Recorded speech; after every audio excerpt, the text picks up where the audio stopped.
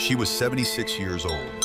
Her son had changed the locks on the only house she had ever lived in. Her daughter-in-law had packed her clothes into 2 faded canvas suitcases and set them on the front porch like luggage, waiting for a stranger to claim. She had exactly $2 in her purse, one creased bill folded in half, and another rubbed thin at the corners, and her great-grandmother's gold wedding ring hanging on a thin chain beneath her sweater, worn by 68 years of being worn next to her skin. She also had a piece of paper in her coat pocket.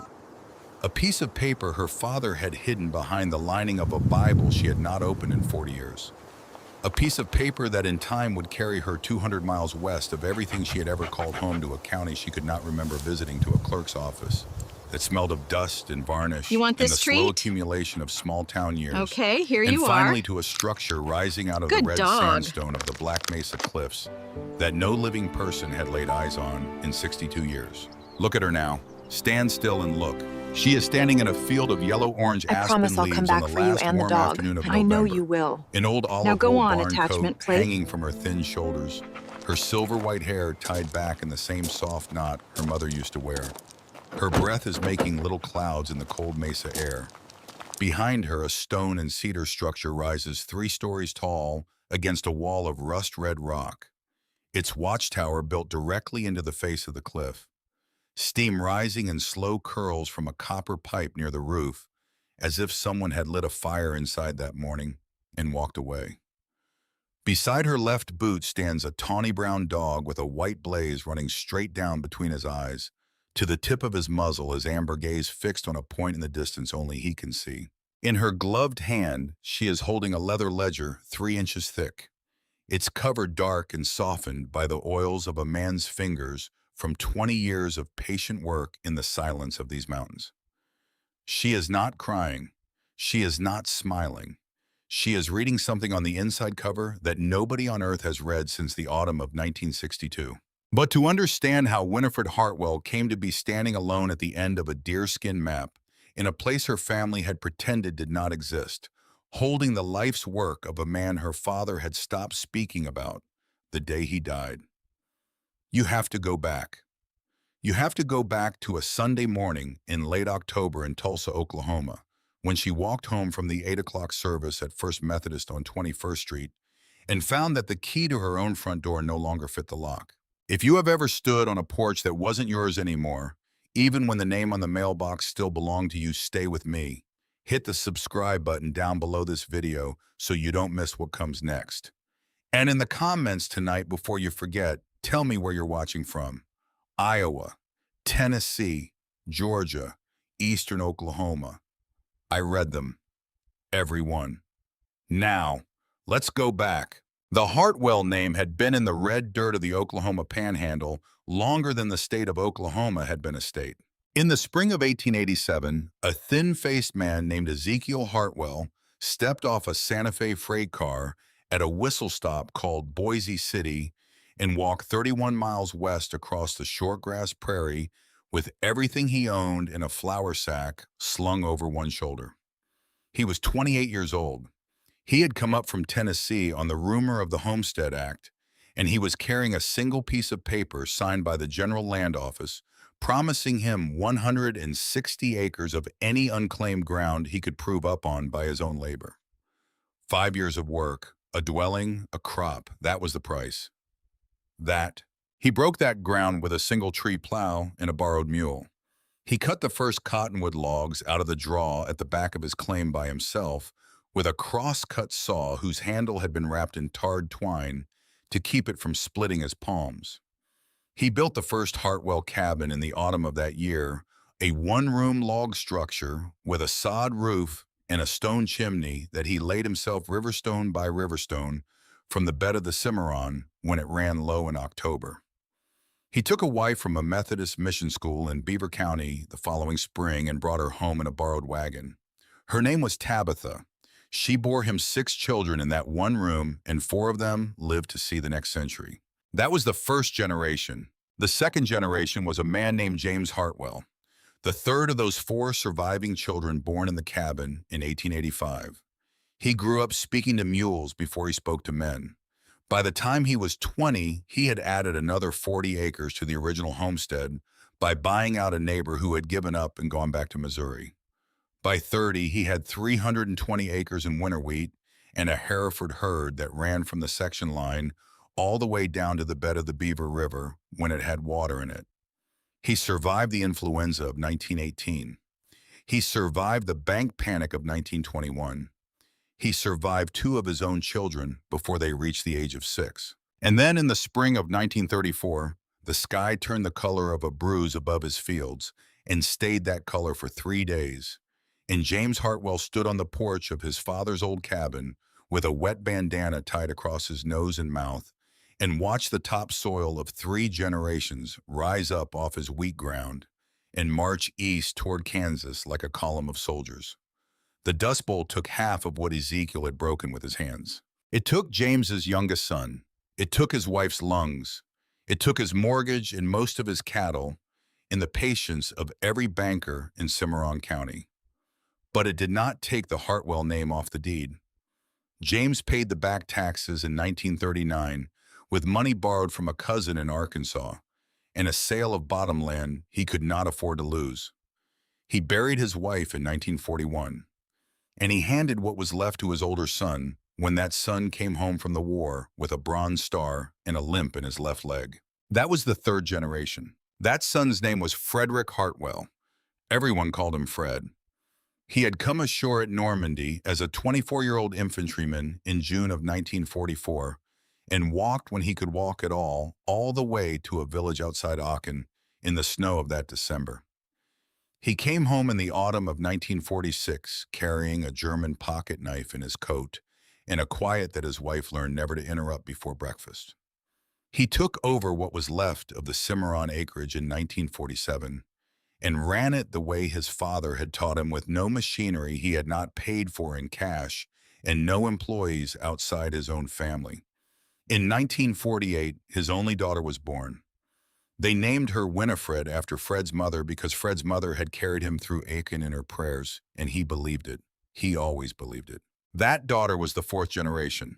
That daughter is the woman standing on the porch swing this October morning in Tulsa with the church bulletin still folded in her gloved hand, her silver white hair coming loose from its combs in the wind, her faded denim blue eyes fixed on the brass deadbolt above her front door that her own son had installed 3 weeks ago and had told her smiling was for her safety. Winifred Hartwell was a small woman 5 feet 4 inches in her brown leather walking shoes.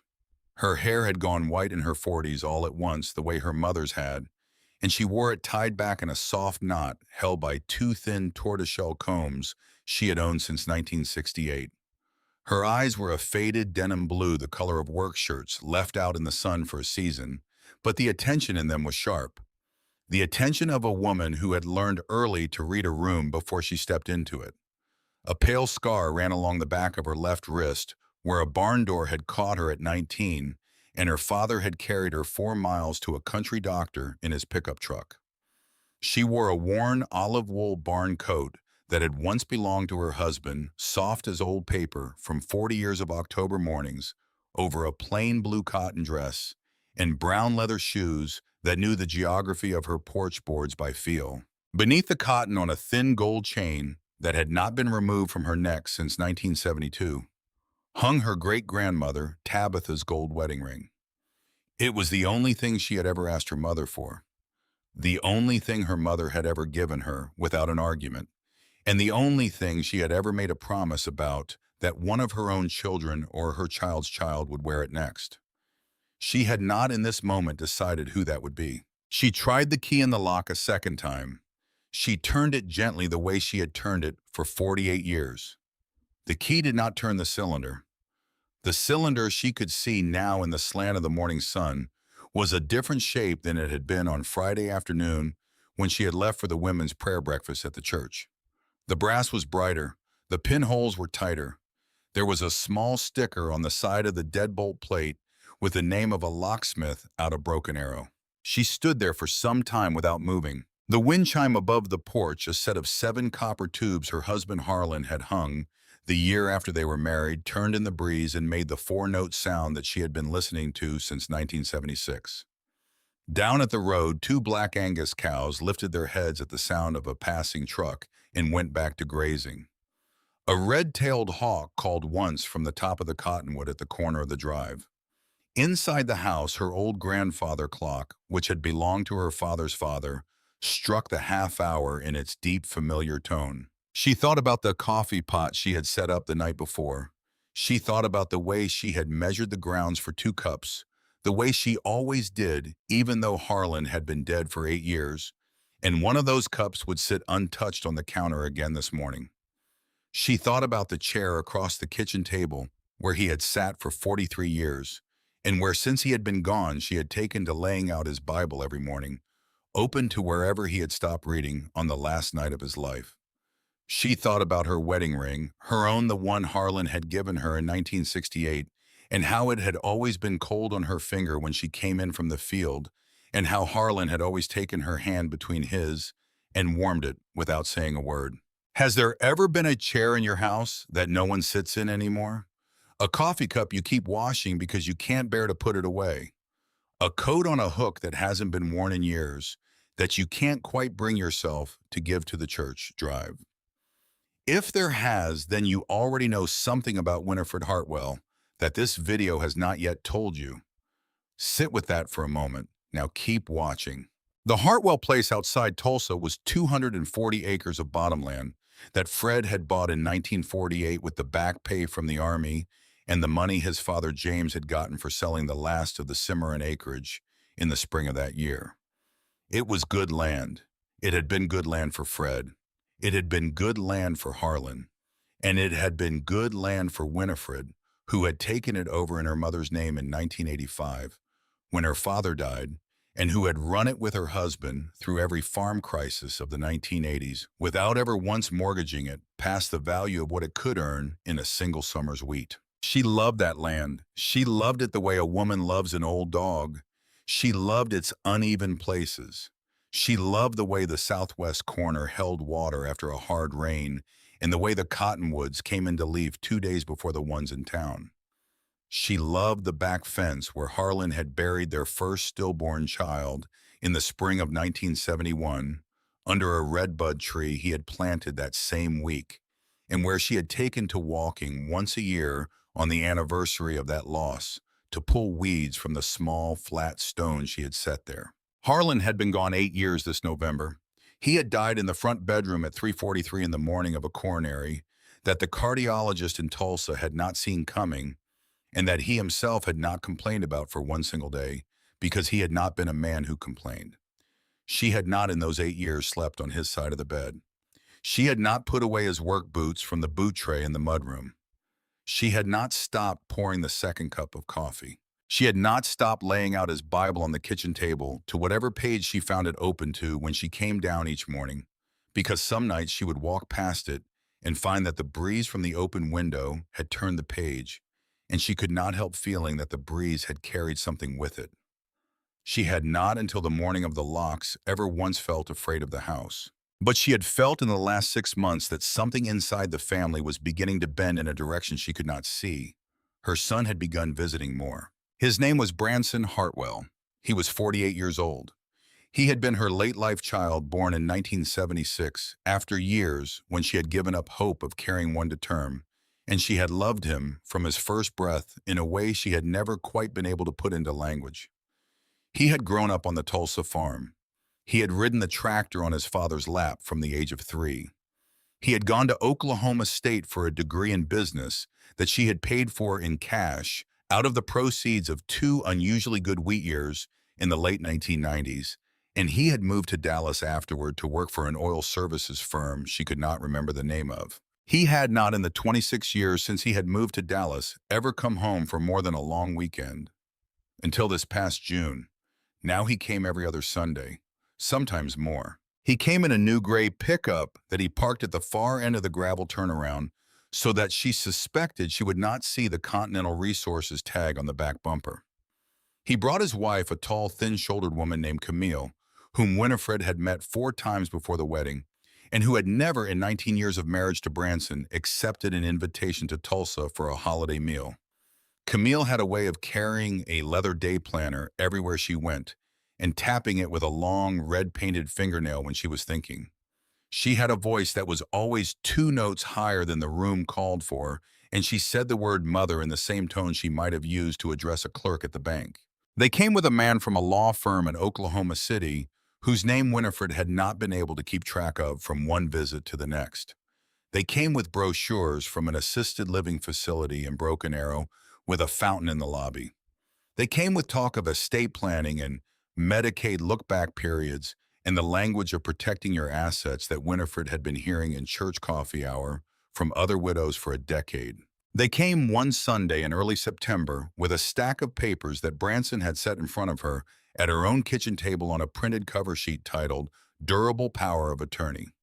He had told her with his hand on her hand and his face close to hers, and the smile he had used as a child when he wanted something he could not have, that it was just a formality.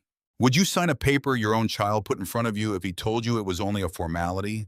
If he told you it was for tax reasons? If he told you it was so he could handle things in case anything happened?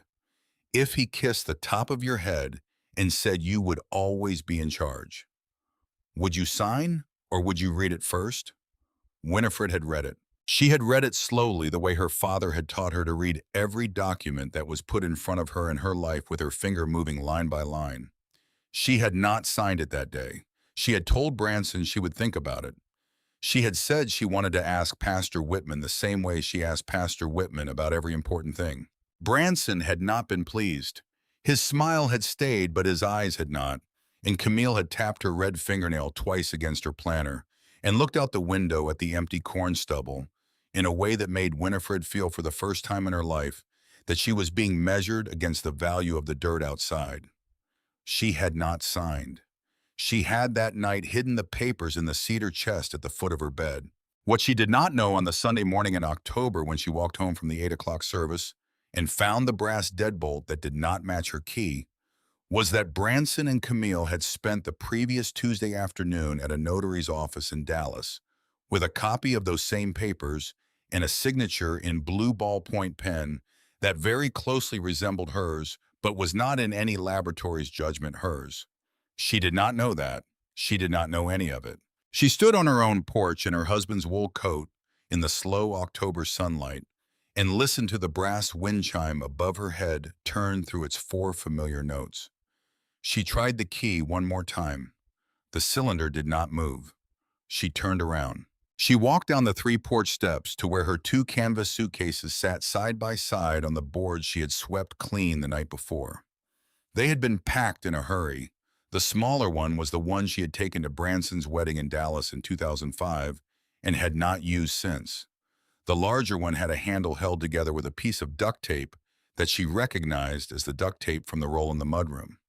On top of the larger suitcase in a manila envelope was an unsealed letter on the stationery of the Oklahoma City law firm whose name she could not remember. And on top of the envelope, sitting upright and catching the late morning light, were 2 things.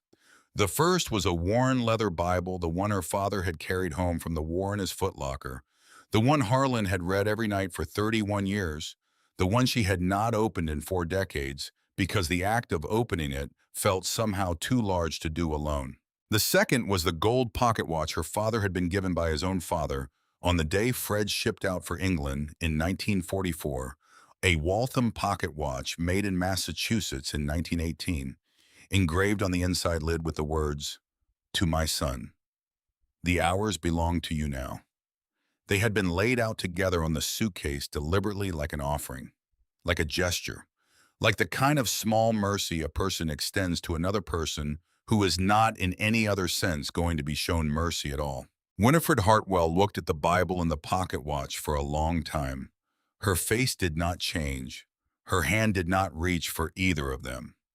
She turned her head very slowly and looked at the long gravel drive that ran down from the porch to the section road and at the line of cottonwoods on the south fence that she had watched come into leaf for 76 consecutive springs, and at the small flat stone under the redbud where her first child slept. She walked to the porch swing on the east side of the porch. She sat down. She sat there for 32 minutes by the watch on her wrist. She did not cry.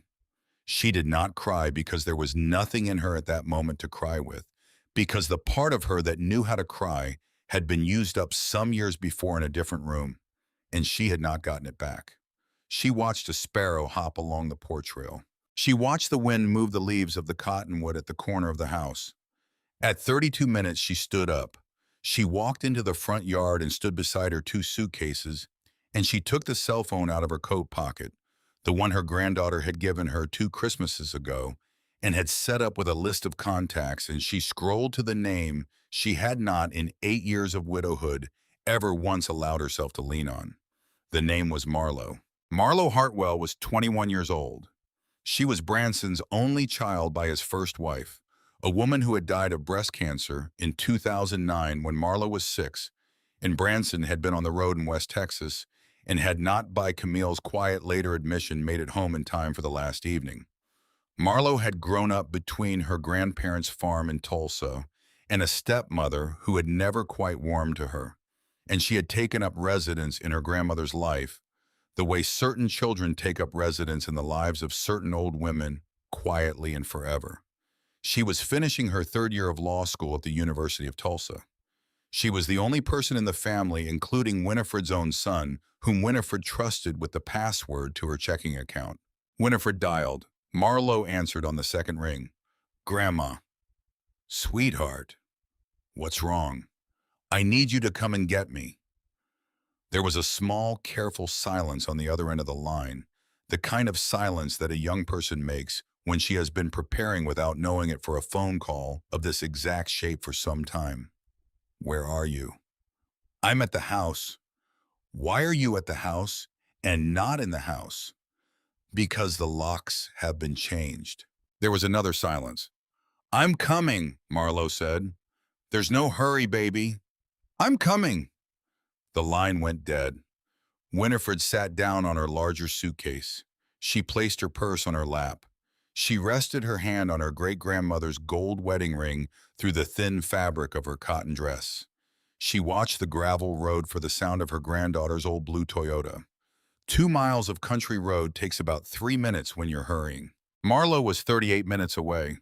The first 10 of those minutes passed in the silence of a wind that smelled like burning leaves from somewhere off to the west. The 11th minute, Winifred saw something move in the tall grass on the far side of the section road. She did not stand up. She watched. What came out of the grass first was a nose, a dark, alert nose at the end of a narrow muzzle. The nose lifted into the air, scented the wind, and dropped. Then the rest of the dog followed slowly, the way an animal moves when it is not sure whether it is welcome anywhere on the face of the earth. He was a medium-sized dog, lean and ribbed under his coat, the muscles of his shoulders standing up in low ridges from the kind of life that asks an animal to walk farther than he eats. His coat was a warm, tawny brown across the flanks, with a darker, almost black saddle running from his shoulder blades down the slope of his back, down the center of his forehead, straight between his eyes, and down the bridge of his muzzle to the very tip of his nose ran a single clean stripe of white, ablaze the color of fresh milk, perfect as if it had been painted by a careful hand. His right ear stood straight up, alert and quick to turn, and at the top edge of it was a small V-shaped notch from some old healed injury. His left ear folded forward at the tip like a page that had been turned down. His eyes were a warm amber brown, intelligent and steady. Around his neck was a thin red nylon collar, faded almost pink by the sun with no tag at all. He stopped in the middle of the section road and looked at her. She looked back. Neither of them moved for what felt to her in that moment like a long time.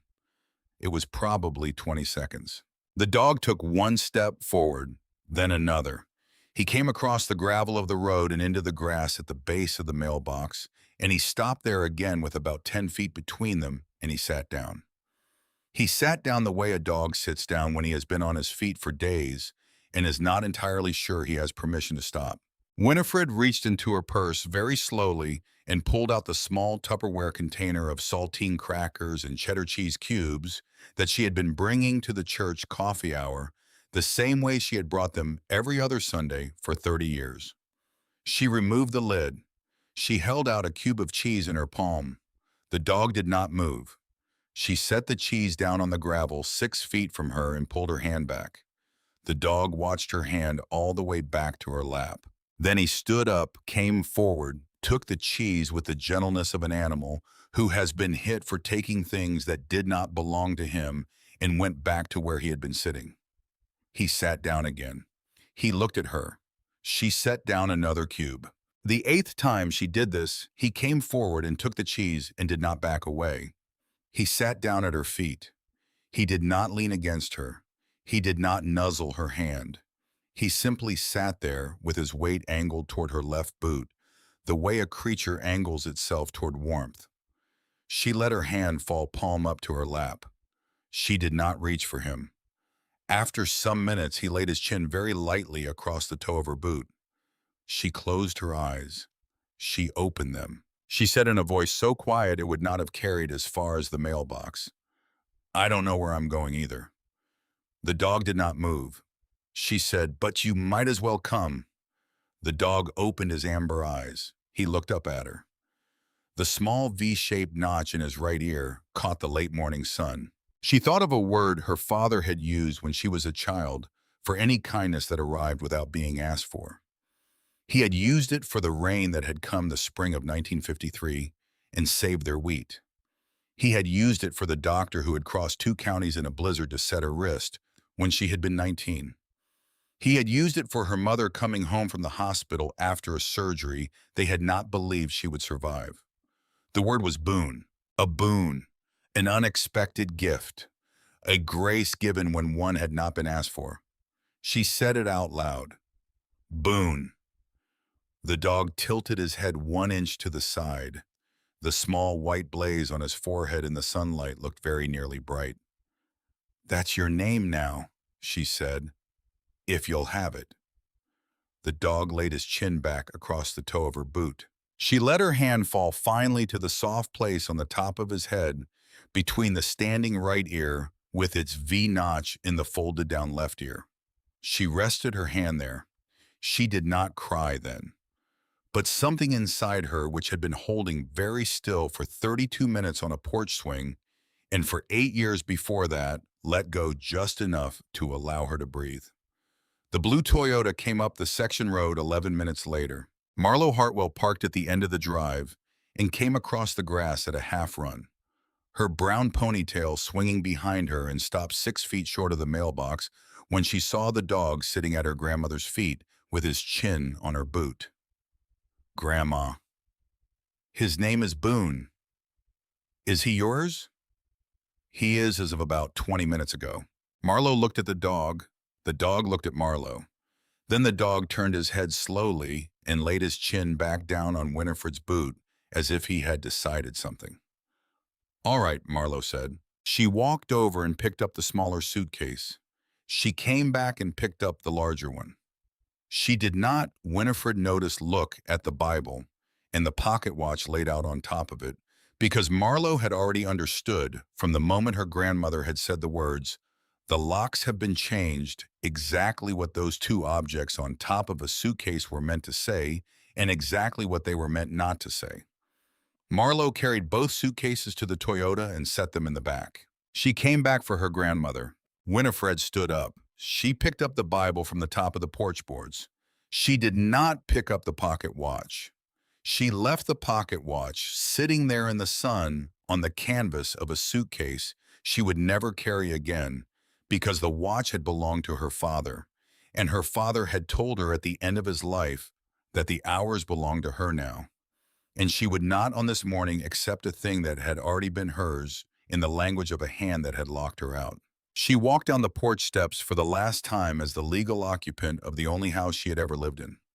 She walked across the grass toward her granddaughter's Toyota with her great-grandmother's gold wedding ring against her chest beneath the cotton of her dress, and her husband's wool coat across her shoulders, and her father's Bible in the crook of her arm. The dog Boone walked beside her left boot, the white blaze on his muzzle bright in the sun, the small V-notch in his right ear turned toward whatever sound the wind was making out beyond the cottonwoods at the corner of the drive. She did not look back at the house. She did not need to. The house knew her and she knew it, and there would be other mornings in another country to think about what had passed between them in this one. Marlowe held the passenger door of the Toyota open. Boone jumped into the back seat without being asked, settled himself, and put his chin on the armrest beside Winifred's shoulder. Marlowe started the engine. They pulled out onto the section road. In the rearview mirror, the white farmhouse of the Hartwell place got smaller and smaller against the cottonwoods, and the brass wind chime that Harlan had hung in 1976 turned in the breeze without anyone left on the porch to hear it. 68 years she had lived on that land. She left it with a Bible, a great-grandmother's ring, a stray dog, and 2 creased dollar bills in the purse on her lap. She did not yet know about the piece of paper that had been folded behind the leather lining of the Bible since her father had hidden it there in 1985. She did not yet know that her son had not in fact locked her out of her own home in order to put her in an assisted living facility. She did not yet know about Continental Resources or about a survey done in secret across 2 summers in the Oklahoma Panhandle, or about a man named Thatcher Croft, whose grandfather had once paid another man to make a problem disappear in 1962. She did not yet know that a woman named Mabel Ainsworth, in a clerk's office 200 miles to the west, had been keeping a sealed wooden box on the top shelf of a records vault for almost 4 years, waiting for someone with the right name to walk through her door. She did not yet know that the cabin she would eventually buy for $2 was only the first of 3. And she did not yet know, would not know for some weeks yet, that an 8-year-old girl in a photograph from 1955 had been standing all this time on a sandstone porch beside a man whose name her father had refused to say at the dinner table, and that the girl in that photograph was herself, and that the man beside her had written underneath the picture in pencil in the careful slanted hand of a surveyor the words Winifred, the girl with the quiet eyes. She'll come back someday. They always do. All of that was ahead of her on a section road in Tulsa County on a Sunday morning in late October, in the cab of a 20-year-old Toyota driven by her 21-year-old granddaughter. What she had in that moment was the wool coat across her shoulders and the gold ring against her chest, and the warm weight of a stray dog's chin on the armrest beside her, and the steady amber eye of a creature who, like herself, had been let go by the world and had decided against all reason to walk the next stretch of road in company. It was, she would later think, the beginning of everything. She did not know that yet either, but it was. 3 weeks passed in the upstairs apartment of a 2-story brick building on Cherry Street in Tulsa, 6 blocks from the law school. Marlowe Hartwell lived in the smaller of the 2 bedrooms. She gave the larger one to her grandmother without being asked and without making a ceremony of it. She moved her clothes in 2 trips down the hall in laundry baskets. She set up a folding cot for herself in the corner of the smaller room, and she did not in 3 weeks once mention that she had given up her own bed. Winifred slept the first night with the great-grandmother's gold ring still on his chain beneath her cotton nightgown, the way she had slept every night for 53 years, and with her father's leather Bible on the nightstand beside her. The dog Boone slept on the floor at the foot of the bed, the white blaze on his muzzle turned toward the bedroom door, the small V-notch in his right ear catching the streetlight that came in around the edge of the blind. She did not in those 3 weeks become a burden. This is important to understand about Winifred Hartwell. She had been raised by a man who had come home from Aiken carrying a silence his family had learned to move around, and by a woman who had been the youngest of 9 children in a Methodist parsonage in eastern Tennessee, and she had been taught by both of them that the worst thing a person could do when she had been taken in by a kindness was to act as if the kindness was owed. So she rose before Marlowe each morning. She made coffee. She made oatmeal with brown sugar and a slice of orange on the side. She walked Boone along Cherry Street at 6 o'clock when the city was still cold and quiet, and she came back and folded the laundry that Marlowe had not had time to fold, and she sat with her father's Bible open on the small table by the window and read 3 chapters before her granddaughter came out of the smaller bedroom in a sweatshirt with the words Tulsa Law across the chest and a textbook already open in her hand. In the afternoons, Marlowe worked. She worked at the dining table that they had moved against the wall to make room for the cot. She worked with a laptop and a yellow legal pad and a stack of property law textbooks. She had told her grandmother on the drive home from the farm that first Sunday that she wanted to look into a few things. She had said it lightly, the way a person says lightly the things she has been thinking about most. What Marlo was looking into in those 3 weeks was every document with a Hartwell name on it that had ever been filed in the state of Oklahoma. She started with the obvious. She pulled the deed for the Tulsa farm. She pulled the warranty deed Fred had signed in 1948. She pulled the transfer to Winifred and Harlan in 1985 and the transfer to Winifred alone in 2016 after Harlan's death. The chain of title was clean. There was no lien against the property. There was no lien against the property. There was no foreclosure notice. There was in the Tulsa County Clerk's online records no power of attorney filed in Winifred's name at all. Marlo noted this down on her yellow pad and underlined it twice. On the morning of the 8th day, she found something else. She found a recorded power of attorney filed not in Tulsa County, but in Dallas County, Texas, on a Tuesday afternoon in early October. It was a durable power of attorney granting Branson Hartwell the authority to act on his mother's behalf in all matters financial, real estate, medical, and probate. It had been notarized by a notary public whose seal was registered to a UPS store on a service road in North Dallas. The signature on the document was Winifred's name in blue ballpoint pen. Marlo printed the signature page. She walked into the kitchen and laid it on the counter beside her grandmother's coffee cup. "Grandma, did you sign this?" Winifred looked at it for a long time. She picked up her reading glasses from the table. She put them on. She looked again. "No," she said. "You're sure?" "I have been signing my own name for 68 years, sweetheart. I know my W." The W on the document was not her W. The W on the document was a tall, narrow-pointed letter. Winifred's W had always been a soft, round letter with a small curl at the top left, the way her mother had taught her to make it in the 3rd grade in 1956, with a copybook from the Oklahoma State Department of Public Instruction. The W on the document had been written by someone else. Marlo set the page down. She put her hand on her grandmother's hand. "That is a felony," she said, "in every state in the Union, and we are going to do something about it." "All right, baby. But first, I have to understand something." "What?" "I have to understand why."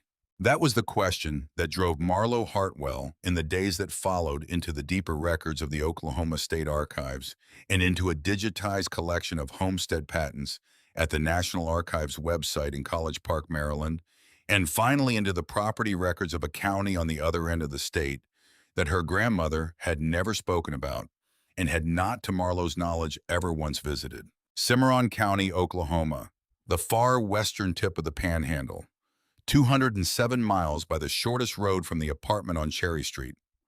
The first hit was a 1887 homestead patent issued to a man named Ezekiel Hartwell the Elder. 160 acres, filed in Boise City, Cimarron County, proved up in 1892. Marlo read the patent twice. She pulled up the original handwritten land office records.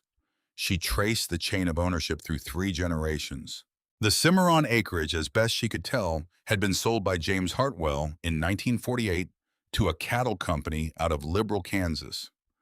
The recorded price had been $3,700. The sale had been registered with the Cimarron County Clerk in the spring of that year. Fred had been 28 years old. Fred had used that money along with his Army back pay to buy the Tulsa bottomland. That was what the family had always known. That was the story Winifred had grown up with, that her grandfather James, broken by the Dust Bowl, and his wife's lungs, and the war that had taken so much, had sold the original Hartwell ground in 1948 and brought the family east to start over. It was a story Winifred's mother had told her in a tone that did not invite questions.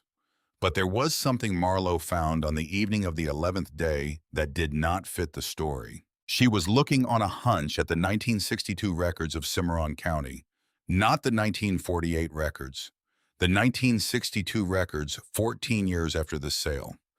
What she found filed on the 17th of September of that year was a quit-claim deed. The quitclaim deed transferred a parcel of land described as the original Hartwell homestead and all improvements thereon, comprising 160 acres. Section 14 Township 3 North Range, 6 east of the Cimarron Meridian, from a man named Ezekiel Hartwell, the younger, to a man named Cyrus Croft. The deed had been signed by Ezekiel Hartwell the younger on the morning of September 17, 1962. Ezekiel Hartwell the younger had been declared missing by the Cimarron County Sheriff's Department on the evening of September 18, 1962. He had never been found. Marlo sat back in her chair. She read the dates 3 times. She got up and walked to the window and looked down at Cherry Street, where the late November light was already going thin, and then she walked into the kitchen where her grandmother was sitting at the table with Boone's chin on her knee, the dog's white blaze pale in the kitchen lamp. "Grandma." "Yes, baby." "Did your father have a brother?" Winifred's hand, which had been resting on the dog's head, went very still. She did not answer for some time. When she did, her voice was different. It was lower and it was further away, and it sounded like she was speaking from a room down the hall. "He did," she said.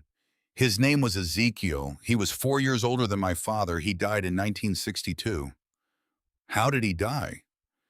"They said he went into the country west of Boise City to do some surveying work and didn't come out." Surveying. He was a surveyor. He had trained at Oklahoma A&M before the war. He didn't go to the war. He had a heart condition. He was the only one of the Hartwell men in 3 generations who didn't go to war. My father was ashamed of him for it, I think, or jealous of him. I never could tell which." "What happened to his body?" "They never found a body, baby. They found his truck. They found his hat. They didn't find him." "And the land?" "What land?" "His land, Grandma. He owned the original homestead, the Cimarron ground." Winifred looked at her granddaughter slowly. Her faded denim blue eyes did not blink. The pale scar on the back of her left wrist caught the lamplight. "No, sweetheart. My grandfather, James, sold the Cimarron ground in 1948. My father bought the Tulsa place with the proceeds. That was the family story. That was always the story. It wasn't sold in 1948, Grandma, or rather, part of it was, but your great-uncle Ezekiel kept 1/4 section. He kept the original homestead, and he held it until September of 1962. "That can't be." "It is. My father never spoke of any such thing." "Your father may have had reasons not to." Winifred sat for a long time without moving. The dog, Boone, sensing the change in her, lifted his head from her knee and pressed it more firmly into the crook of her hand. She did not look down at him. She did not move her hand. She was looking at the small kitchen window above the sink and the bare branches of a hackberry tree on the other side of it, and at a place much further away than that. "Marlo." "Yes." "Bring me that Bible." It was the leather Bible from her father's footlocker. It was the Bible Camille had laid out on top of the suitcase.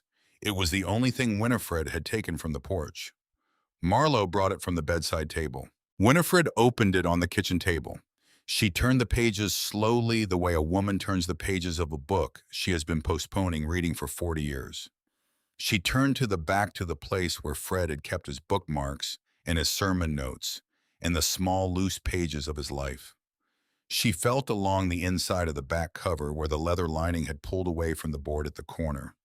Her fingers stopped. She slid them in. She pulled out a single folded piece of paper, the size of a check, brittle and yellowed at the edges from 40 years of being pressed between leather and pasteboard.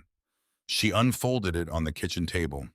It was a note written in pencil in a careful, slanted hand that Winifred did not at first recognize. The letters were small. They had been written quickly. They had been written, she would later think, on the dashboard of a truck. "Fred cabin still standing. Map under the hearth. Don't tell Jay." E.H. Winifred read it twice. She put her hand over her mouth. "That is my great-uncle Ezekiel's hand," she said. "I have not seen it since I was a small girl, but that is his hand. He used to write me birthday cards. He used to write them in pencil like that." "When do you think he wrote this?" "I do not know, But my father hid it in here, and my father did not hide things in his Bible without a reason. Marlowe lifted the note carefully and held it up to the lamp. Grandma, he says the cabin is still standing. He says there's a map under the hearth. He's telling your father about something. He's telling your father about something he didn't want your grandfather to know about. Don't tell J. James, my grandfather. Yes. My grandfather sold the Cimarron ground in 1948. Or so he said, or so my father said. But this, Winifred tapped the note very gently with one fingertip. This was written some time later, because the cabin was still standing, and my great-uncle Ezekiel did not die until 1962. Grandma. Yes. I think your great-uncle didn't die. I think your great-uncle was killed. Winifred did not speak. The dog Boone laid his chin back across her foot under the table. If your family had lost something 100 years ago, would you go looking for it? If your father had hidden a piece of paper in a Bible to keep it safe, and you had been raised on a story that turned out not to be the whole story, and a granddaughter you trusted with your checking account told you she thought your blood had been taken from you by someone with a name you had grown up hearing, would you stay where you were, or would you get in the car? That night, Winifred Hartwell did not sleep. She sat in the small reading chair by the window with her father's Bible across her lap and Boone at her feet, and she watched the light from Cherry Street move across the wallpaper in slow squares, and she thought about a man she barely remembered. A thin man in a brown work coat with the same faded blue Hartwell eyes she saw every morning in the mirror, who had picked her up once at a gas station outside Guyman when she was a child and had carried her on his hip into a roadside diner and had bought her a chocolate malted with the last quarter in his pocket. She thought about how that man had bent down and whispered something into her ear at the door of her father's truck before she left him. She could not remember what he had said. She could only remember that he had said something, and that the smell of his coat had been pine and tobacco, and that his eyes had been very steady. In the morning, she came out of the bedroom dressed in a clean blue dress and the olive wool barn coat. The Bible was in the canvas bag at her side. The great-grandmother's gold ring was on its chain beneath her dress. Marlowe was already at the table with her laptop open and 2 cups of coffee poured. Grandma, I want you to take me to Cimarron County. Marlowe nodded. She closed the laptop. She had already, Winifred saw, packed an overnight bag of her own and set it by the door. I figured. They were on Highway 412 West by 10 o'clock. The drive from Tulsa to Boise City is 6.5 hours if you do not stop, and 7.5 if you stop, which Marlowe and Winifred did twice, once at a Love's truck stop east of Woodward for gas and a chicken sandwich, and once at a roadside picnic table outside Guyman, where Boone got out and walked along a barbed wire fence for 15 minutes with his nose to the ground, as if he had been here before, which was not possible, and yet was the impression he gave. The country opened as they drove. This is something a person who has not driven across the Oklahoma panhandle does not understand. The country opens. The sky, which had been a normal Tulsa sky in the morning, became something else by the time they passed Woodward. By the time they crossed the line into Beaver County in the afternoon, the horizon was further away than Winifred had ever seen a horizon be in her own state. The grass was short, in the color of old gold. The wind moved through it in long, flat ripples that looked like water. There were no trees except along the creek beds, and there were not many creek beds. Every 20 miles there was a town, and most of the towns were 3 streets long and going the color of the grass. Winifred sat in the passenger seat and watched. She did not speak for the better part of an hour. When she did speak, it was to say very quietly, "This is the country my great-grandfather walked into in 1887 with everything he owned in a flour sack." Yes, ma'am. It does not look like a place a person would walk into. No, ma'am. And yet he did. He did. They were quiet for another 20 miles. Then Winifred said, "Marlowe." Yes. What happens if we find that he was killed? Then we find out who killed him, and we find out who has been holding what was his, and we take it back. It has been 62 years. The law does not have a calendar, Grandma. Title is title, and fraud is fraud, and murder does not expire. You sound like a lawyer. I am almost a lawyer. You sound like a Hartwell. That too. The dog Boone in the back seat lifted his head briefly at the sound of his family's name and laid it back down on the armrest. They came into Boise City a little after 4 in the afternoon. Boise City, Oklahoma is the county seat of Cimarron County. It has on a generous afternoon 1,200 residents. The courthouse sits on a square in the middle of town and was built in 1925 of red sandstone quarried from the Mesa country to the north. The square has 4 streets and a small park with a flagpole and a granite marker commemorating the only place in the contiguous United States that was bombed by American aircraft during the Second World War, which happened by accident in 1943 when a training crew out of Dalhart, Texas lost its bearings. Marlowe parked the Toyota in front of the courthouse. She and Winifred and Boone climbed the 7 steps to the front door. The county clerk's office was on the first floor 2 doors down from the main hallway, behind a frosted glass window with the words County Clerk painted on it in black serif lettering. The door was open. The room beyond the door was small and warm and smelled of varnished oak and old paper and a faint, comfortable trace of cinnamon, which turned out to be a candle on a windowsill. Behind the long wooden counter, sorting a stack of recorded deeds with a pair of half-moon reading glasses pushed up into her short gray hair, stood a woman in her late 60s in a navy cardigan and a string of small freshwater pearls. She looked up when they came in. She looked at Winifred for what felt like a long time. She looked at the dog Boone. She looked at Marlowe. She set down her stack of deeds very carefully and removed the reading glasses from her hair and folded them in her hand. "Good afternoon, ladies." "Good afternoon. What can I do for you?" Winifred stepped up to the counter. She set her purse on the polished oak. She rested her gloved hand on top of the purse. "My name is Winifred Hartwell," she said. "I am looking for the records of a property that was once owned in this county by a man named Ezekiel Hartwell. He was my great-uncle." The woman behind the counter did not move. She did not move for some seconds. Then she set her reading glasses down on the wood with a small, precise click, and she said, "Mrs. Hartwell, my name is Mabel Ainsworth. I have been the elected clerk of this county for 26 years, and I have been waiting for somebody with your last name to walk through that door for going on 4 years." Winifred said nothing.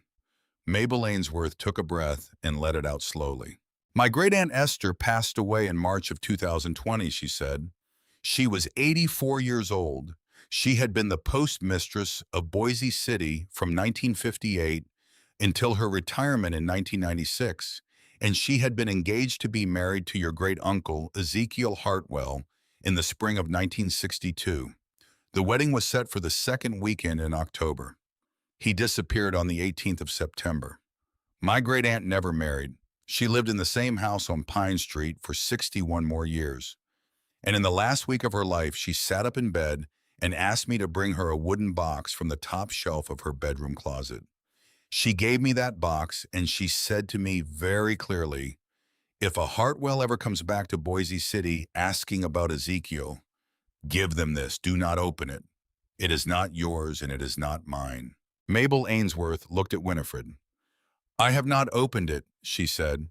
"It has been sitting on the top shelf of the records vault in this office for 3 years and 7 months. I look at it every morning when I come into work. And I have been waiting." Winifred placed her gloved hand flat on the oak counter. The great-grandmother's gold ring lay warm beneath her cotton dress against her sternum, the way it had lain for 53 years. She said, "Then I think today is the day." Mabel Ainsworth nodded once.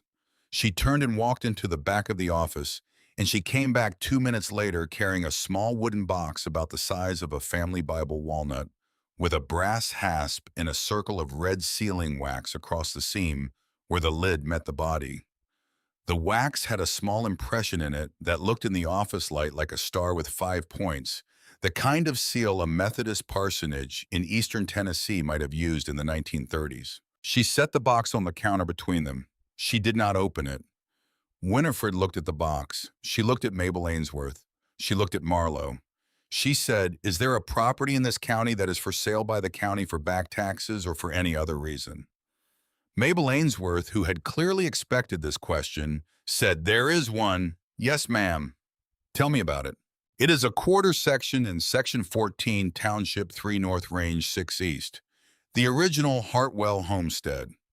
The dwelling on it is a log cabin built by Ezekiel Hartwell the Elder in 1887. The cabin has not been entered to the best of this office's knowledge since September of 1962. The property reverted to the county in 1973 for back taxes after 11 years of non-payment. It has been on the books as a tax-deeded parcel for 51 years. The asking price by statute is the cost of the most recent year's recording fee. And that price is $2, Mrs. Hartwell." Winifred opened the small leather coin purse inside her larger handbag. She removed two crumpled $1 bills, the same two she had stood with on her own porch 6 weeks before, and she smoothed them flat on the polished oak counter. She slid them across. Mabel Ainsworth looked down at the $2. She looked up at Winifred Hartwell. "The land remembers its own," she said. She picked up the bills and she walked them with a small reverence to the cash drawer at the back of the room. Winifred and Marlowe were back on the highway by 5 o'clock with the deed to the quarter section folded inside the canvas bag at Winifred's feet and the small walnut box with its red wax seal on the seat between them, and Boone settled across the back with his white blaze muzzle on the armrest. The wooden box by Winifred's quiet instruction would not be opened until they were on Hartwell ground. That was the rule she set, and that was the rule Marlowe respected, and that was the rule the box itself seemed to consent to. The directions Mabel Ainsworth had written out for them on a piece of office stationery took them 8 miles north of town on the state highway, and then west on a county road that turned after the first mile into red dirt with cattle grates every quarter mile. The country went up gently. There were no trees. The sky was the largest sky Winifred had ever seen in her life. The sun was going down off to the left and the shadows were getting long, and the wind was pushing a tumbleweed across the road every minute or so. Marlowe slowed for the last cattle grate. They came over a low rise, and there in a small dish of land below them, with one cottonwood that had no business being there because there was no creek, stood a log cabin with a sagging tin roof and a stone chimney still standing straight against the western sky. Winifred put her hand to her mouth. She did not say anything. She had never seen this cabin in her conscious memory, but the cabin somehow knew her. She would think about that later and she would not be able to explain it. She would only know that the cabin sat in the dish of land, the way a familiar hat sits on the right shelf, and that the cottonwood at its corner moved in the wind, the way her father's hand had moved on the steering wheel of his truck when he had been driving her home from somewhere as a small girl. She would only know that her chest, which had been holding something tight since the morning of the locks, eased one small notch. Marlowe stopped the Toyota. They got out. Boone got out and stood with his white blaze pointed at the cabin, his right ear standing alert with its small V-notch, his left ear folded down. The wind moved the brown grass. Somewhere far off, a hawk called. Winifred walked toward the cabin in her olive wool barn coat and her brown leather shoes, with the silver-white knot of her hair coming loose at the back, and the pale scar on the back of her left wrist catching the last of the sun, and her great-grandmother's gold ring warm against her chest, and her hand after 100 steps finding the iron latch of a door that her great-uncle Ezekiel Hartwell had pulled shut for the last time on a Tuesday morning in September of 1962. She lifted the latch. The door opened on dry leather hinges. She stepped inside. Behind her, the small walnut box with the red wax seal sat on the Toyota's back seat, waiting. That night, they would clean a corner of the cabin enough to sit in. That night, they would build a fire in the stone fireplace for the first time in 62 years. That night, Marlowe would step outside to make a phone call to her own father, Branson Hartwell, and tell him that his mother was safe and would not be returning to Tulsa and would be filing for the rescission of a fraudulent power of attorney within the week, And Branson Hartwell, on the other end of the call, would be silent for 13 seconds before he said in a tone Marlo had never heard from her father before, "Where are you?" And Marlo would not tell him. And Marlo would hang up. And 10 minutes after she hung up, a gray pickup truck would slow twice on the county road, a quarter-mile from the cabin with its lights off before driving on. And the dog Boone would stand at the cabin door with the hair on his shoulders raised in a low ridge, and he would not bark, and he would not move.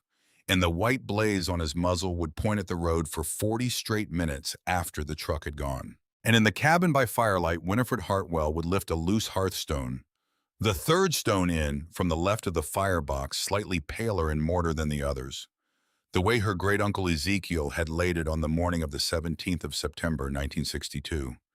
Because he had known somehow that he was not coming back and she would find what he had left for her.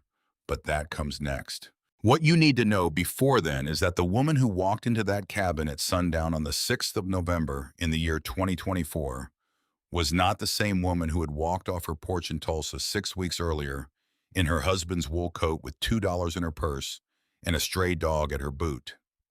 She was by then a Hartwell who had come home.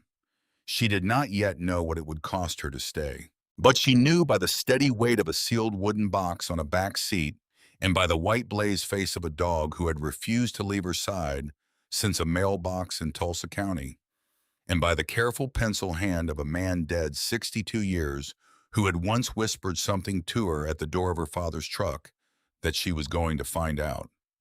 The fire took a long time to catch. The flue had not been open in 62 years, and the first match Marlo struck went out before it reached the kindling, and the second one filled the cabin with a slow drift of smoke that Boone sneezed at twice and then walked away from with his shoulders low.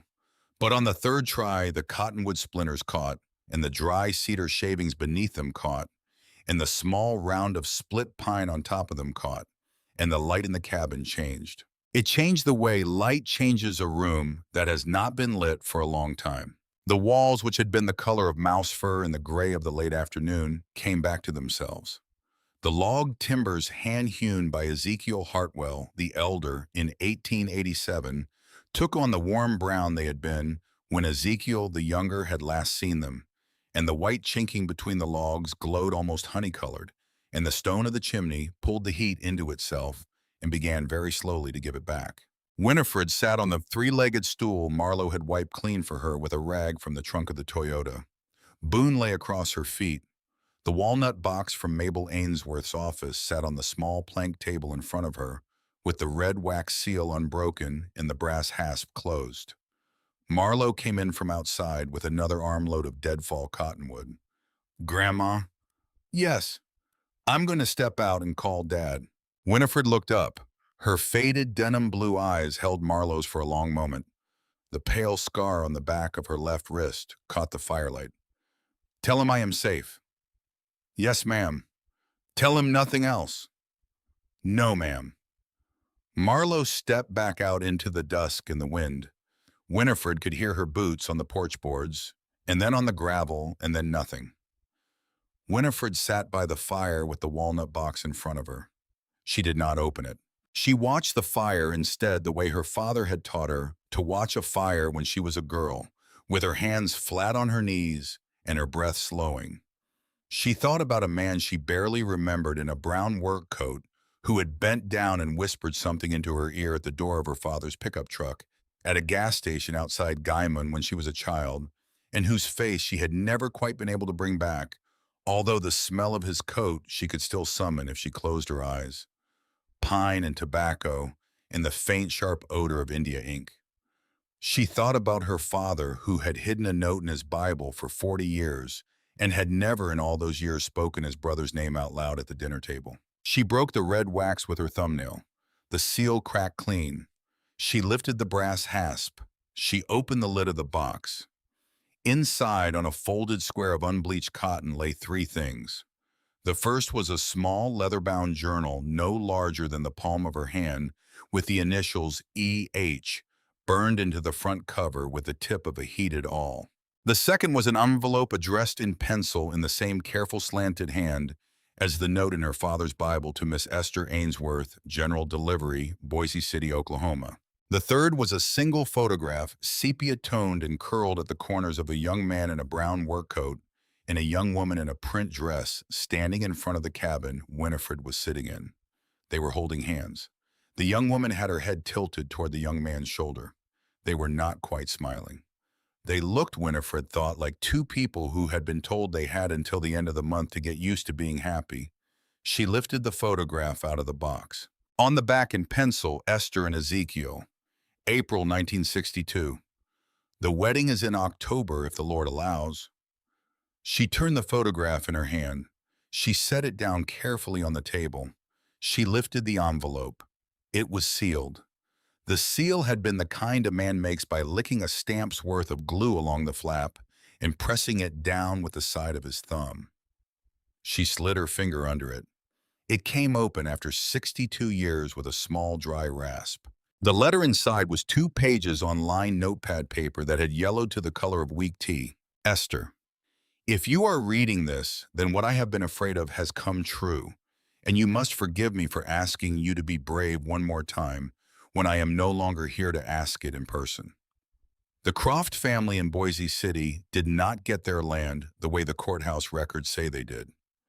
The original border survey of 1863 that put the line 10 miles east of where it ought to have been was paid for by Cyrus Croft's father with a sum of $40 in silver coin and a Winchester rifle given to a deputy surveyor named McNair in a hotel room in Trinidad, Colorado.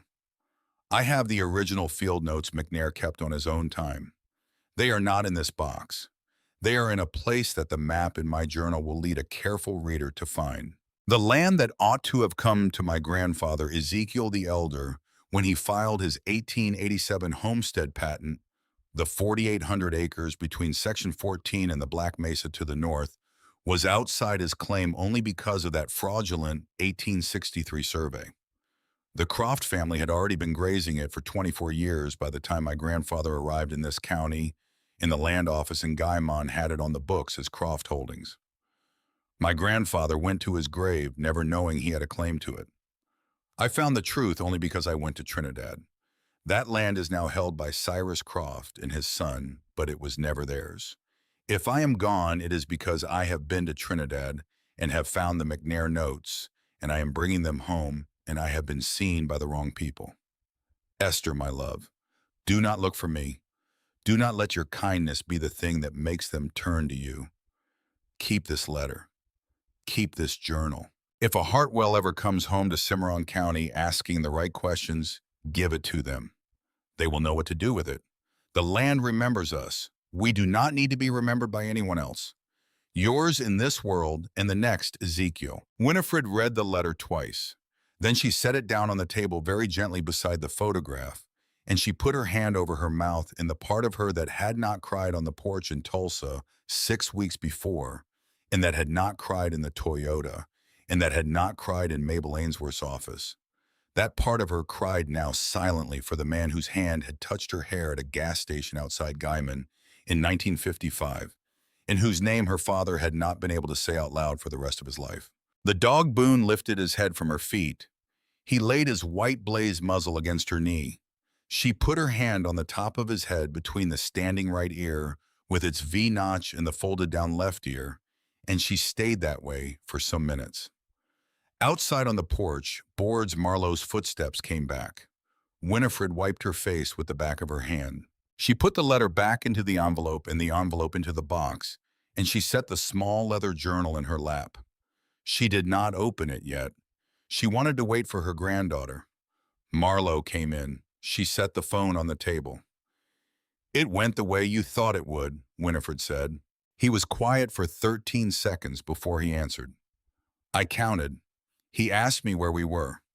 I told him I was not going to tell him. He said, 'Marlowe, I need to know where my mother is.' I said she is safe, and that is the only thing you need to know." I hung up. "Did he call back?" "He called back twice. I did not answer." "Marlowe." "Yes, ma'am." "Your father is going to come looking for us." "Yes, ma'am." "And he is not going to come alone." "No, ma'am." Marlowe sat down on the floor beside Boone. The dog laid his chin across her knee without lifting his head from the boot it was already resting on, so that he was now connected by chin and shoulder to both of the women he had decided to walk this stretch of road with. Winifred opened the small leather journal in her lap. The first page was a date September 10th, 1962. The second page was a careful pencil drawing of a topographic map of Section 14 and the adjacent sections with elevations marked in a hand so precise it looked nearly printed. The third page was a list of stone outcroppings, springs, and game trails between the original homestead and a place identified in the surveyor's hand as the second cabin, West Draw, under the rim of Black Mesa. Winifred turned the page slowly. The fourth page was a drawing of the second cabin, stone foundation, log walls, tin roof. Beside it was written in the same hand, built by E.H. the Younger, 1948 to 1953. Uses relay. Map continues from hearth. Marlowe came up onto the stool beside her grandmother. She did not speak. She put her hand on her grandmother's hand, and she turned the next page of the journal with her own free hand. A larger map. Trails draw springs. A line of red ink drawn carefully across the topography ran from the second cabin north and west, climbing into the foothills of Black Mesa, and ended at a small mark shaped like a five-pointed star. Beside the star, in pencil in the surveyor's hand, the Cliff House. Truth is here. Patience finds it. Marlowe drew in her breath. Winifred closed the journal slowly with her finger keeping the page. Tomorrow, she said. Tomorrow, Marlowe agreed. That night they slept on the cabin floor, on bedrolls Marlowe had pulled from the Toyota. The fire burned down to coals. Boone slept across the threshold of the door with his amber eyes half open and his white blaze pointed out at the dark. Twice in the night the dog lifted his head. Once because a coyote yipped in the draw to the south. Once because a vehicle far off slowed on the county road and then drove on without stopping. Winifred did not sleep. She watched the fire and she thought for some time about the kind of man who carries the wrong thing home from Trinidad in 1962 and pays for it with his life. She thought for some time about the kind of man who buries his brother's name for 40 years and then hides one piece of paper in a Bible because he cannot in the end let the truth die entirely. She thought about her son. In the morning they lifted the hearthstone before they did anything else. It was the third stone in from the left of the firebox.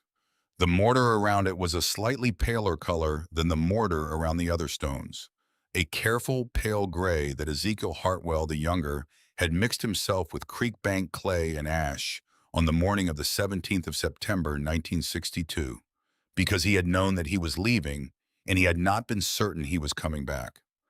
Marlowe slid a long flat iron, a Toyota lug wrench, under the edge of the stone and lifted.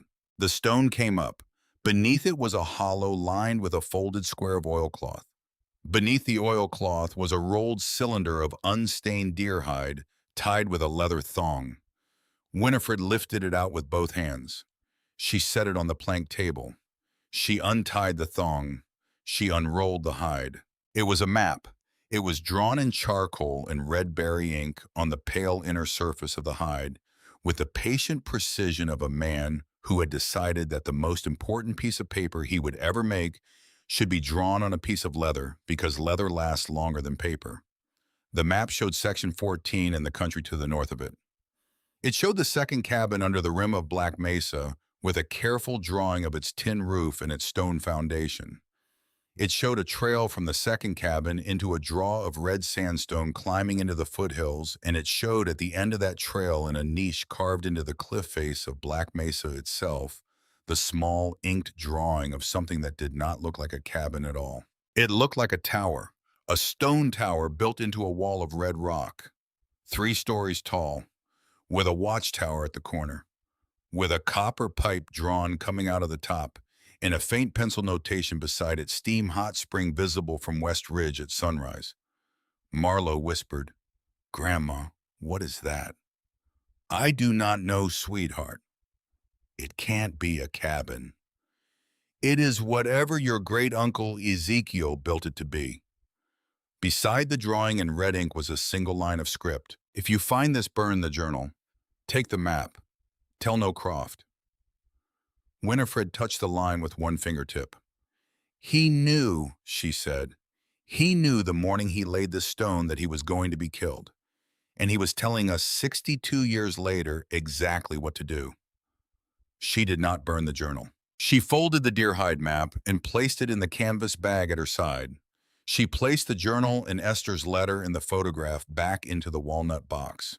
She closed the box. She set it under her bedroll for the morning. They left the first cabin at sunrise. Boone walked between them. They drove the Toyota as far as the section line would take them, and then they walked. The map led them 8 miles north and west across short grass prairie and across one barbed wire fence Marlowe held open while her grandmother stepped through it and into the broken country at the foot of Black Mesa. The mesa rose up out of the plain like a flat-topped table of red stone. There were no trees on it.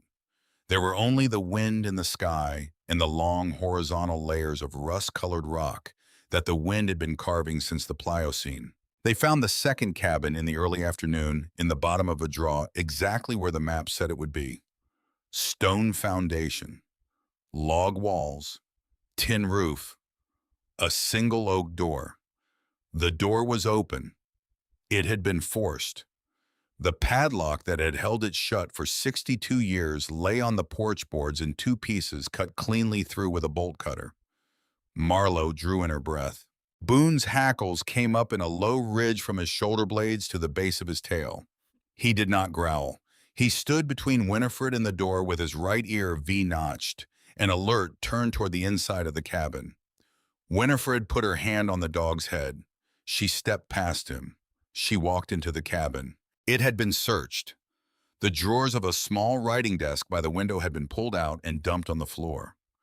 The mattress on the iron frame bed had been slit lengthwise with a knife, and the horsehair stuffing was scattered. The hearthstone in the small fireplace had been pried up and dropped to the side, broken in 2 pieces. Whoever had come had been looking. Whoever had come had known what to look for, more or less, but had not known where Ezekiel Hartwell the younger had actually hidden it. Boone walked past her slowly with his nose to the floor. He stopped beside the bed. He sat down. He looked up at her. Marlowe knelt beside him. She ran her hand along the floorboards under the iron frame. One of them moved. She pried it up. In the cavity beneath the board lay a second oilcloth bundle, wrapped tight and tied with hemp twine. She lifted it out. She set it on the broken table. She untied it. Inside was a stack of original field notes in a different hand from Ezekiel Hartwell's, a sharper, angrier hand written in iron gall ink that had not faded in 161 years. They were signed at the bottom of the last page by Deputy Surveyor T. McNair, Trinidad, Colorado Territory, June 14, 1863. The notes laid out in plain professional language the actual coordinates of the border between 2 land grants coordinates that did not match the boundary that had been filed with the General Land Office and that placed a tract of 4,800 acres of Black Mesa country, including the mineral rights below it, on the Hartwell side of a line that the Croft family had been operating under paying taxes on and grazing cattle on since 1863. The notes had been initialed in the margin by a second hand, a modern hand, in pencil. The initials were E.H., and the date was September 14, 1962, Trinidad C.O. Marlowe sat back on her heels. He went to Trinidad, she said. He found the original field notes. He brought them home, and he was killed 3 days later. Yes, Grandma. Yes, baby. The land is yours, 4,800 acres, above and below the surface. It has been yours by law since 1863. Winifred looked down at the deer hide map in her hand. She looked at the inked drawing of the tower at the end of the trail. Then we are going to the Cliff House, she said. They did not go that afternoon. They went back to the first cabin instead because the storm came in over the mesa at 3 o'clock in long, flat, purple-gray layers that Marlowe, who had grown up watching the western horizon out of a kitchen window in Tulsa, recognized as the front edge of something the National Weather Service was going to give a name to within the hour.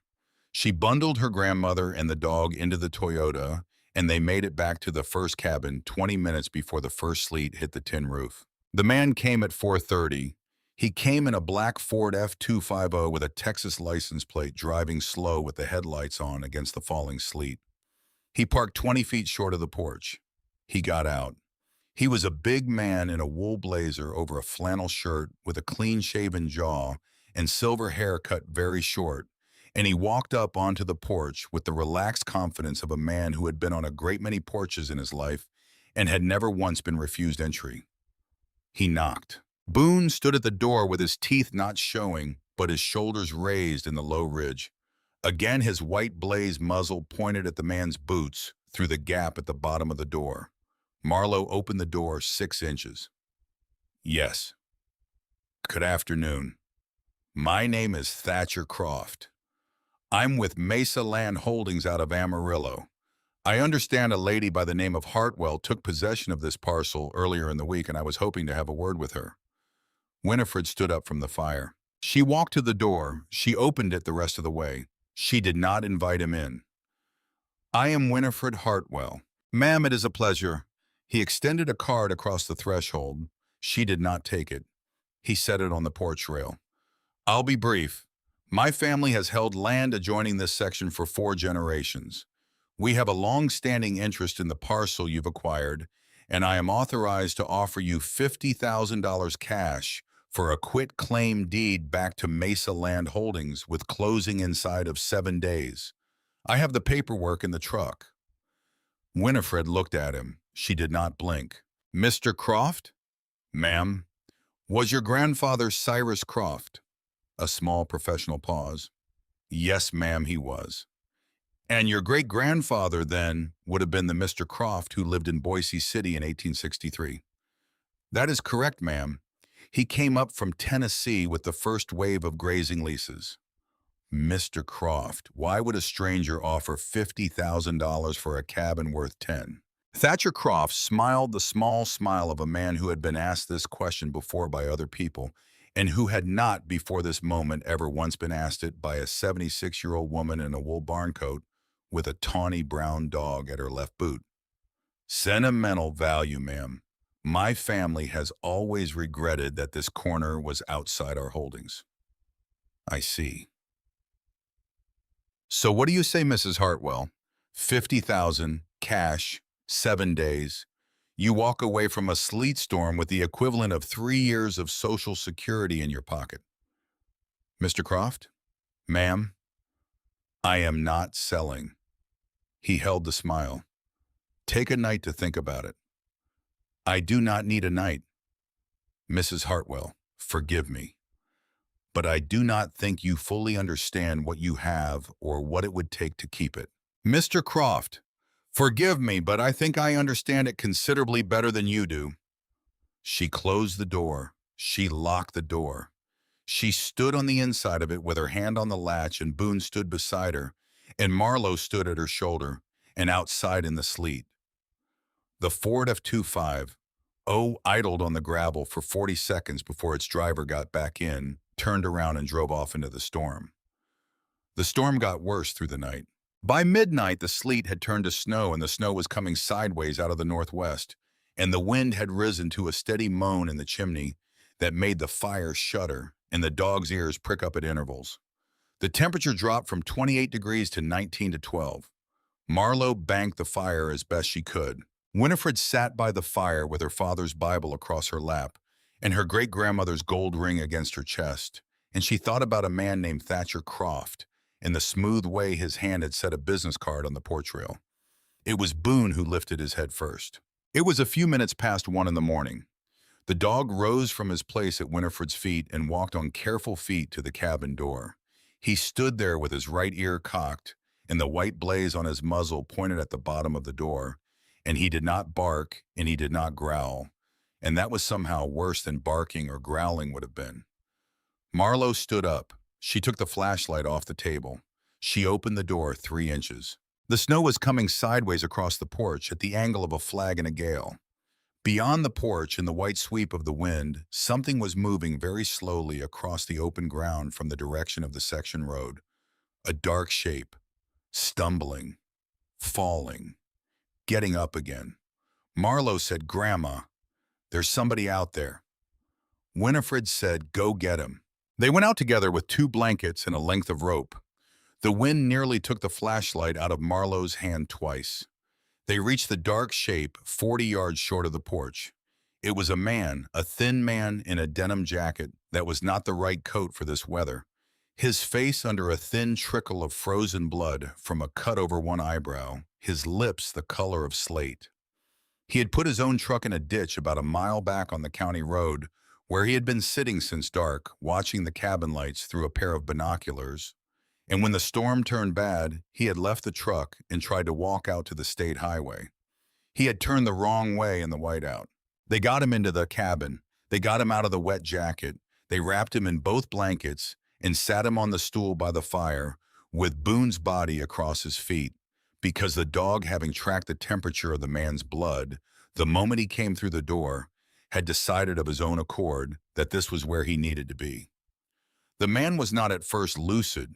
He muttered with his eyes mostly closed things that did not make sense. He muttered, "Branson promised 500 up front and 500 when I called from the highway." He muttered, "I told him I would not hurt the old woman." He muttered, "I just had to slow her down." Marlowe looked at her grandmother across the fire. Her grandmother did not look back. Her grandmother was looking at the man on the stool with the same flat, steady attention she had given the brass deadbolt above her own front door on a Sunday morning 6 weeks before. Then Winifred said very quietly to the half-conscious man, "What is your name?" "Elias Vance." "Where did you come from, Mr. Vance?" "Amarillo. Mr. Croft hired me, Thatcher Croft. But the man who called me first was the woman's son, Hartwell, from Dallas. He gave me a number to call when I had her location. I called. They sent me out here yesterday. I followed you back from the second cabin. I was supposed to wait until you came out and then move you off the road. With the truck, just bump you, just enough to keep you off the property another week, so they could finish their filing." Marlowe said very softly, "What filing?" "The mineral lease, ma'am. The Continental Resources mineral lease. They have been trying to file it for 10 days. They cannot file it until they hold the surface rights. They thought they held the surface rights through your grandmother's son. But your grandmother's son does not have the surface rights to the Cimarron parcel, because she bought it 3 days ago in her own name." Winifred sat very still. "Mr. Vance, why does Continental Resources care about a quarter section of grass in Cimarron County?" Elias Vance lifted his head with what looked like considerable effort. He looked at her with eyes the color of clean ash. "Because there's oil under it, ma'am. Shallow oil. 1,800 feet. The lease covers this section and the 4 around it. 4,800 acres. They've been quietly surveying it for 2 years out of a field office in Guyman. Your son found out from a college friend at Continental in July. He has been trying since August to get title in his name so he could turn around and sign the lease and collect the bonus and the royalty." "How much?" "The signing bonus is $1.2 million, ma'am. The royalty over the life of the lease on Continental's projections is between 4 and 7 million. Marlowe sat down on the floor. She put her face in her hands. Winifred Hartwell, who had owned 2 crumpled dollar bills in a wool coat and a wedding ring on a chain 6 weeks before, did not move. She looked at the fire. She said after some seconds, "Mr. Vance, I want you to sleep. I want you to drink the broth my granddaughter is going to make. And I want you in the morning to write down everything you have just told me and to sign it and to come with us to the courthouse in Boise City." "Yes, ma'am." "And Mr. Vance, ma'am, thank you for not driving into my granddaughter." He closed his eyes. The dog Boone, who had not moved from the man's feet, settled his chin across the man's boot and stayed there until morning. The storm broke at sunrise. They did not go to the Cliff House that day or the next. Other things had become more urgent. They went instead with Elias Vance in the back of the Toyota and his signed handwritten statement folded in Marlowe's coat pocket to Mabel Ainsworth's office in the Cimarron County Courthouse. Mabel Ainsworth made 3 phone calls, one to the Cimarron County Sheriff, one to the Oklahoma Attorney General's office in Oklahoma City, and one to a retired judge named Henry Whitaker in Beaver County, who had been her late great-aunt Esther's pastor for 31 years, and who agreed without hesitation to come down to Boise City the following morning. Branson Hartwell arrived in Boise City that same afternoon in a rented sedan with Camille in the passenger seat and a lawyer from Oklahoma City in the back. He came to the courthouse. He came up the steps in his good gray suit with his face arranged the way Winifred had seen it arranged on the porch in Tulsa in early September, with the smile he had used as a child when he wanted something he could not have, and with Camille's hand on his elbow, and with the lawyer behind him holding a folder. Winifred was waiting for him in Mabel Ainsworth's office in her olive wool barn coat in the chair beside Mabel's desk. Marlowe was standing behind her chair. Boone was at her left boot. Judge Henry Whitaker, in a clean black suit, was sitting at the small conference table by the window with a yellow legal pad open in front of him.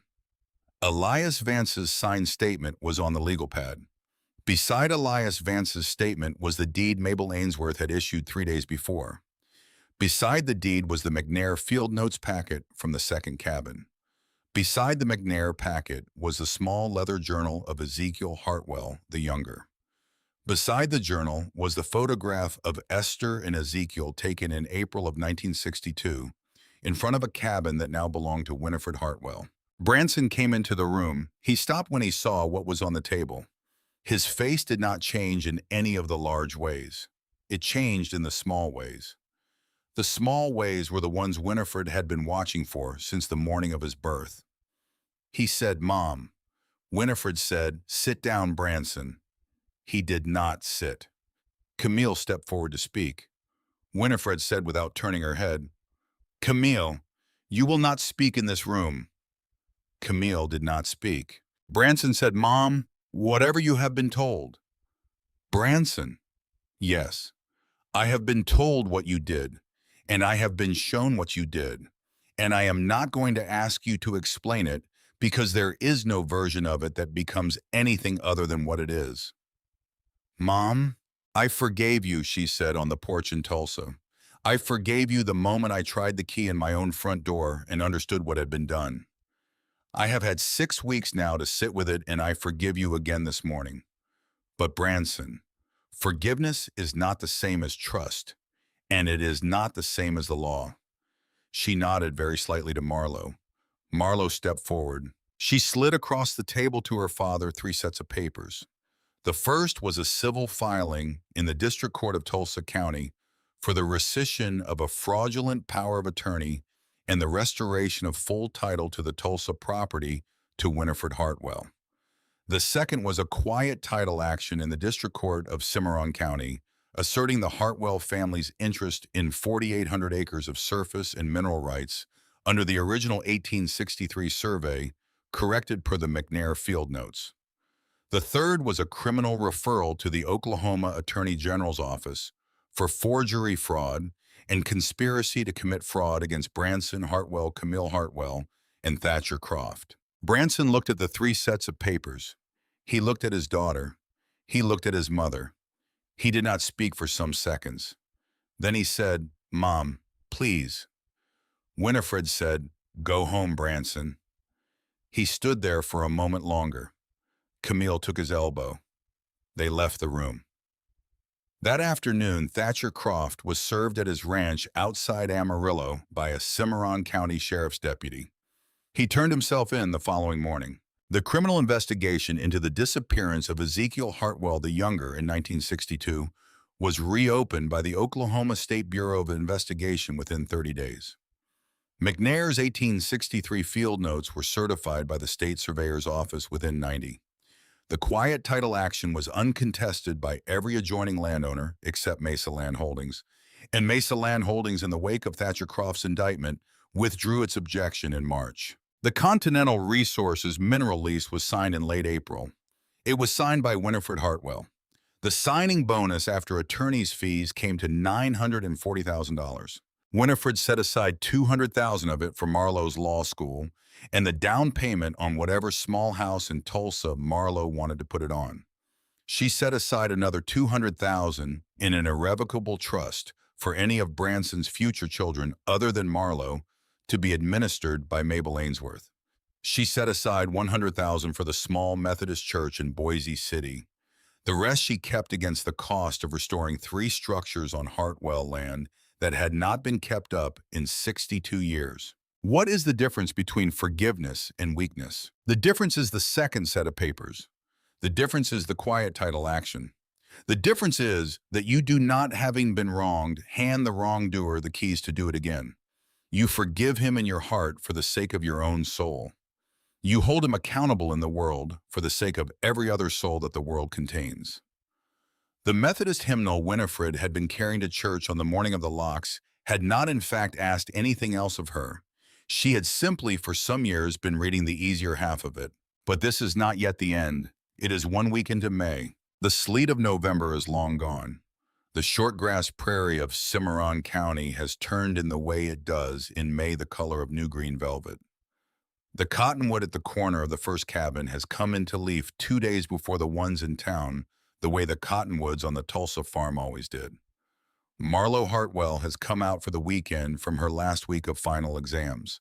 Winifred Hartwell is sitting on the porch of the first cabin in a clean blue dress and her olive wool barn coat with the sleeves pushed up, drinking coffee out of a tin cup. Boone is lying across her left boot. She has over the last 6 months been to the Cliff House 19 times. She walked to it the first time with Marlowe and Boone and Jasper Wexler, the 87-year-old Korean War veteran from Sundown Road, who had known her father in 1955. They had followed the deer-hide map north and west out of the second cabin into a draw of red sandstone, climbing into the foothills of Black Mesa for 2 hours, and they had come at last around a shoulder of rock to a view that none of them had been prepared for.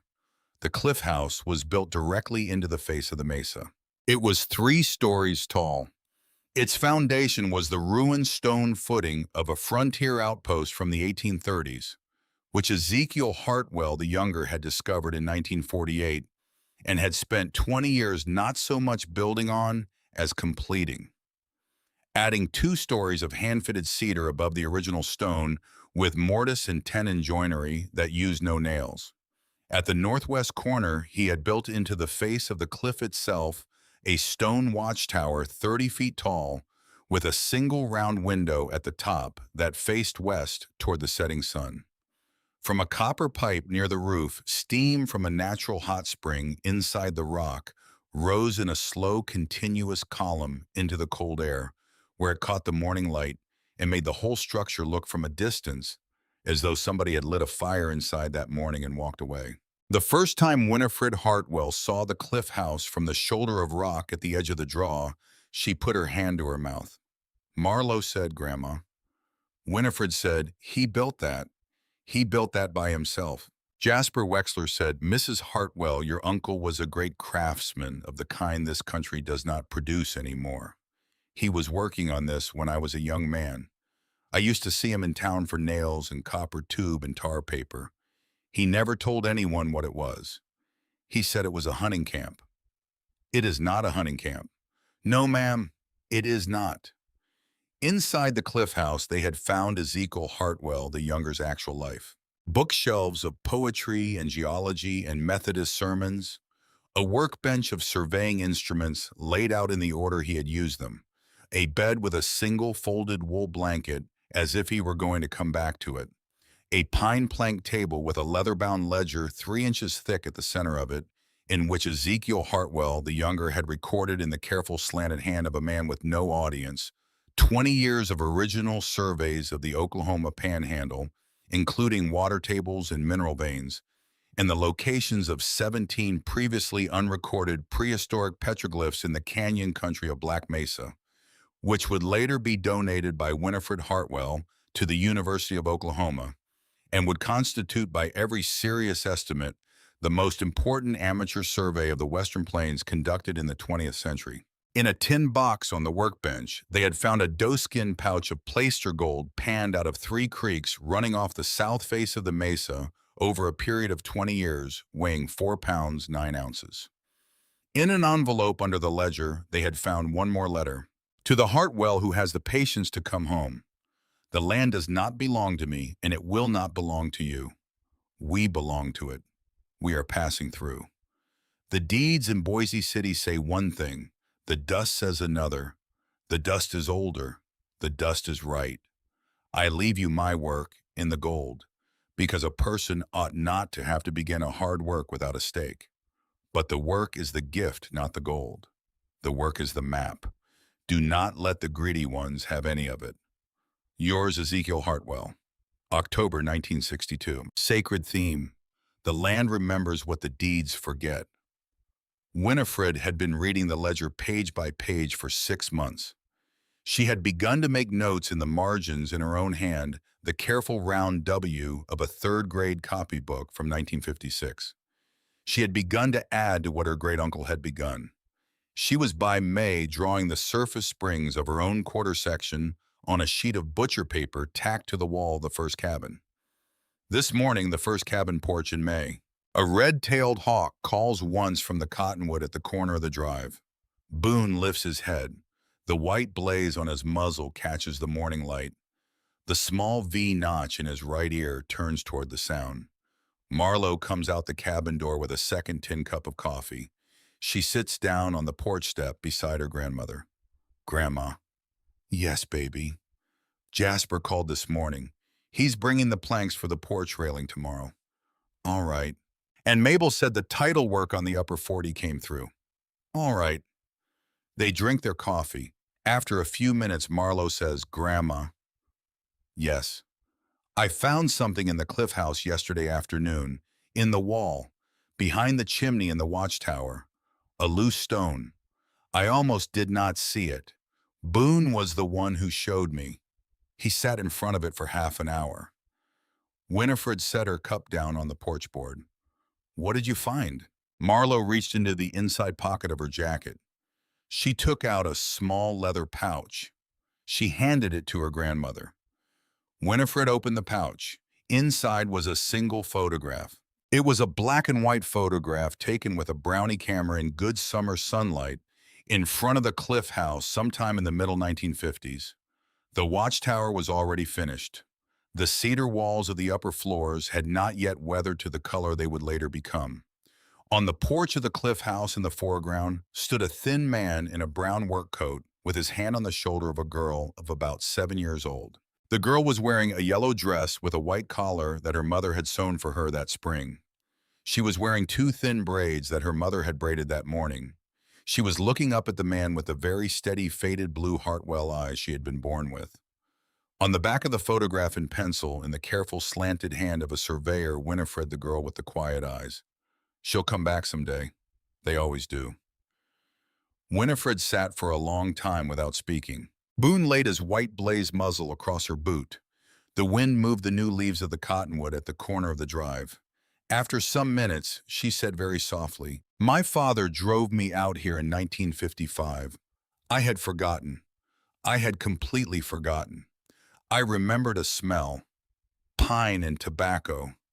I remembered being lifted up onto a porch. I did not remember the porch. I did not remember the man. I did not know until this moment that the man was my great-uncle Ezekiel, and that this house was a house I had stood on the porch of when I was 7 years old. Marlowe put her hand on her grandmother's hand. He knew you would come back. He hoped. He knew Grandma. Winifred turned the photograph over in her hand. She looked at the 7-year-old girl on the porch of the cliff house.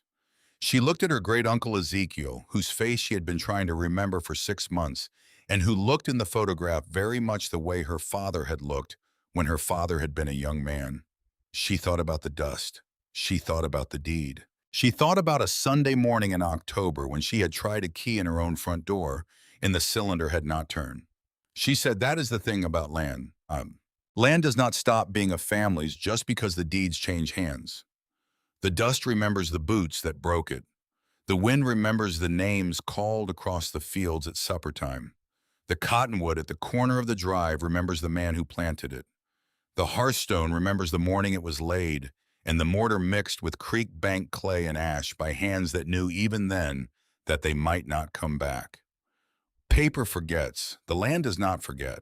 The Cimarron homestead had waited 62 years for Winifred Hartwell without knowing her name. It had waited through 11 seasons of dust and 3 of flood. It had waited through a war and a moon landing and the small private griefs of every family in Boise City. It had waited through the death of a postmistress named Esther Ainsworth, who had folded a letter into a wooden box in March of 2020 and had asked her great niece to give it to a Hartwell when a Hartwell came home. It had waited through the death of Frederick Hartwell, who had hidden a piece of paper in a Bible in 1985 and had never been brave enough to take it out again.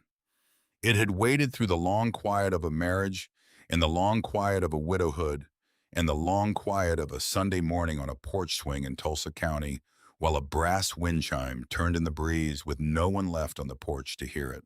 And in the end, it had not waited in vain. Winifred Hartwell was 76 years old.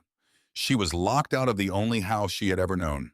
She had $2 to her name and a dog who had walked out of the grass beside a mailbox in Tulsa County for reasons of his own, and a granddaughter who had given up her bed without saying so, and the gold wedding ring of a great-grandmother she had never met against her chest.